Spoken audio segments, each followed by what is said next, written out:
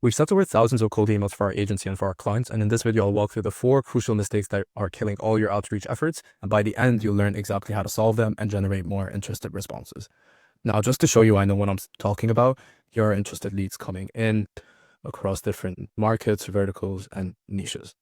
Now, the number one crucial mistake is that you do not have a cold traffic ready offer. What do I mean by this? So let's say your main offer is a full outbound implementation and includes these services along with these outcomes along with the price and timeline.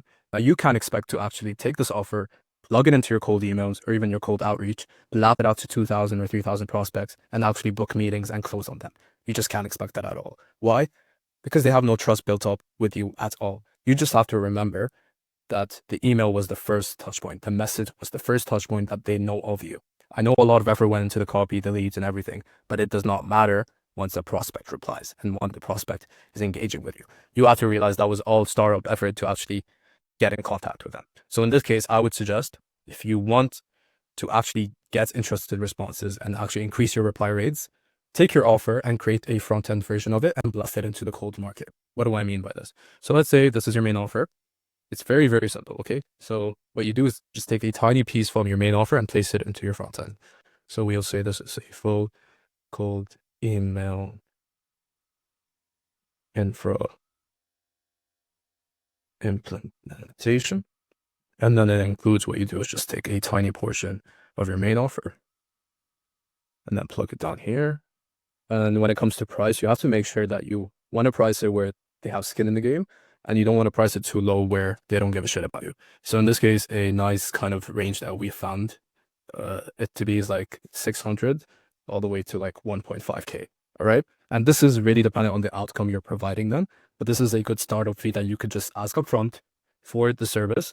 And then once you actually deliver the outcomes required, so let's say it's in like 5 to 10 calls, you get that in like 21 to 30 days.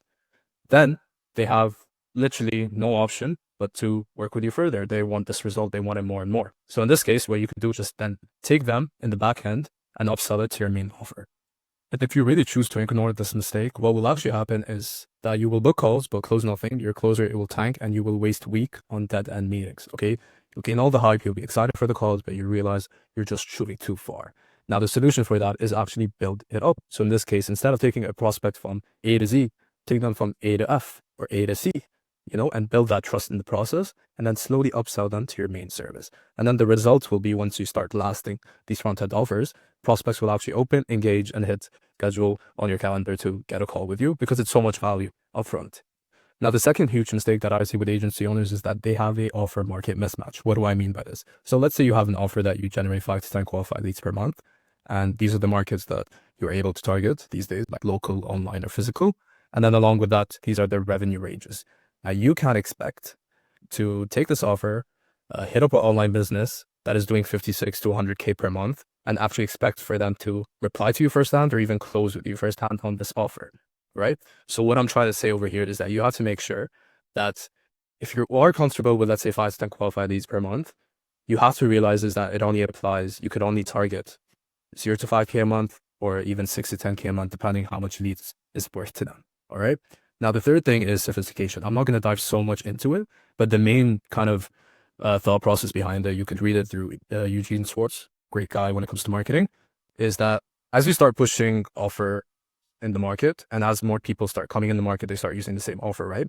And because they're using the same offer to the same people, people start getting more sophisticated as skepticism starts rising. And in this case, what could have worked, let's say a year ago, generate 5 to 10 qualified leads a month for 6 to 10K a month type companies, now they would like something like generate 5 to 10 qualified calls a month. Okay. And that is an example of rising sophistication levels. If you continue to have that offer market mismatch in your copy and in your messaging, honestly, just expect to blast out thousands of emails pitching things that they don't even care about. Like, why would they care that you could find more calls to their calendar when they have 40 calls a month, right? Now, the solution is tailor your offer to their company size, to the actual people that you're targeting. And if they're already getting 20 calls, for example, promise a jump to 30. Okay, show you that you could get them to that level. And at the end of the day, you can, all right? They built that business to such a foundation that you can get those additional 10 calls. If you haven't done it before, You haven't done it before because you don't have that base, but that business is giving you that base to add more 10 calls. You just have the knowledge and expertise. That is up to you to use it. Now, the result is that your message really resonates, reply rates climb, and you start closing real conversations. The third mistake is that there's no clear conversion path to an actual booked meeting. So let's say you have a problem of actually converting interested responses into booked calls.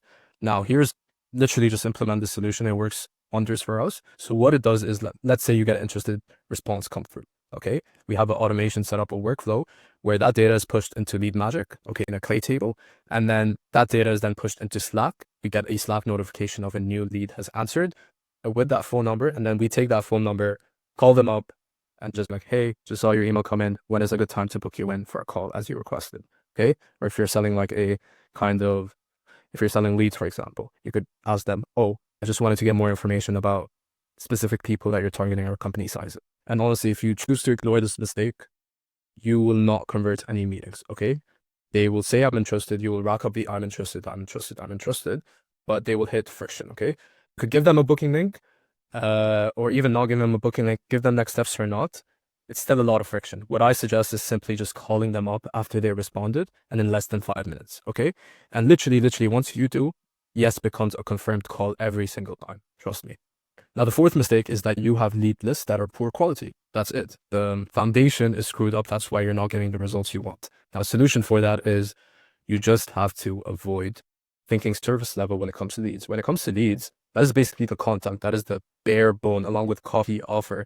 That is where you're sending out the offer and copy to. So you want to make sure that is 100% verified, it's untapped, and not a lot of people have basically assaulted those leads. Let's say, like, I would just say go beyond the Apollo. Apollo has been around for years on years and years on time, and it's just a low barrier to entry. A lot of people can learn it, extract leads, and there's so many providers out there that just scrape 10,000, 20,000, 50,000 leads from Apollo. So you could expect, if you are in a competitive niche already and you're scraping from Apollo, you're just digging a further hole for yourself. All right. So I would say tap into APIs or public business directories, or even search up top 100 accounting firms in my area.